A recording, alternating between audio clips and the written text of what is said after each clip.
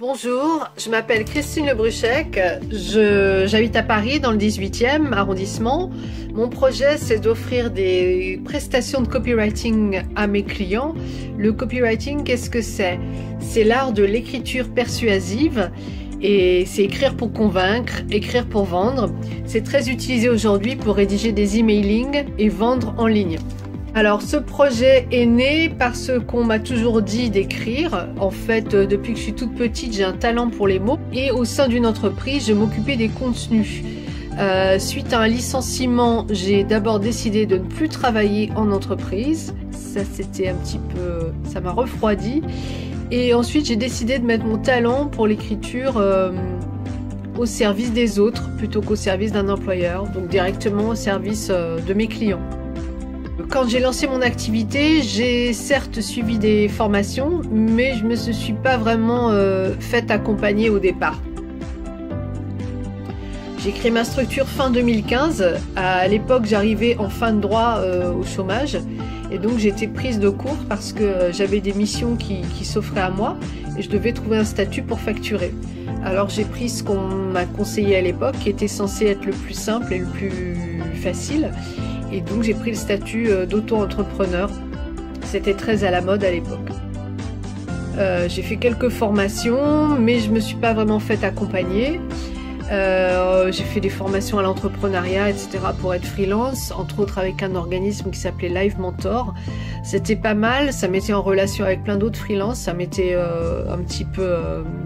ça permettait de sortir de l'isolement, mais ce n'était pas vraiment une structure de fond.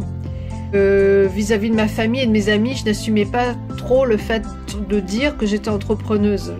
Je venais pas du tout de ce milieu-là et j'osais pas le dire. Du coup, comme je l'assumais pas, eh ben, je faisais les choses un petit peu en douce comme ça et c'était pas très concluant. Du coup, je me présentais comme pigiste, freelance, indépendante. Et j'avais pas réalisé que sans accompagnement, en fait, je ne posais pas vraiment les cadres et je ne pouvais pas fixer clairement des objectifs, que ce soit des objectifs financiers ou des objectifs de développement. Et du coup, mon entreprise n'existait pas vraiment. On est dans le flou et ça risque de péricliter. C'est d'ailleurs ce qui s'est passé. Et je suis repartie vers le salariat. Alors les freins, je dirais que pour créer ce genre de projet, il faut vraiment faire face à ces pensées limitantes.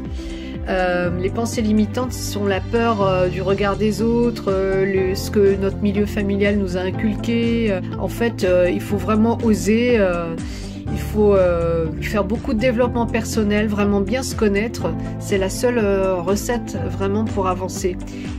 Donc il faut faire beaucoup de développement personnel, reconnaître ses erreurs rapidement pour se remettre en selle et avancer. Ça sert à rien de persister sur des erreurs. Et aussi il faut apprendre d'autres méthodes de travail que celles qu'on a connues en entreprise. Il ne faut pas hésiter à s'associer avec des gens qu'on connaît très peu et en fait avec lesquels on va très bien collaborer sur des projets entrepreneuriaux. Les conseils que je souhaiterais donner aux porteurs de projets, c'est celui-ci.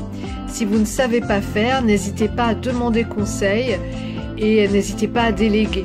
Il faut se former tout le temps, on apprend tout le temps et investir dans des formations, ce n'est pas une dépense, c'est un investissement. Donc il faut penser à investir non seulement pour soi en tant que personne, mais aussi pour son entreprise. Si j'étais la présidente de la République, je rendrais les processus de création d'entreprise beaucoup plus transparents et beaucoup plus simples. Et j'encouragerais les jeunes à entreprendre dès l'école. Je leur faire comprendre que c'est un jeu, c'est comme un jeu, il faut s'amuser en fait. Et c'est en amusant qu'on invente des choses et qu'on apprend et qu'on entreprend.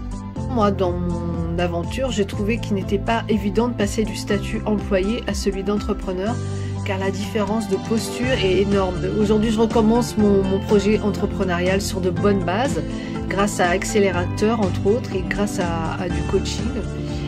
La dynamique de groupe, c'est excellent pour nous guider et affiner nos idées.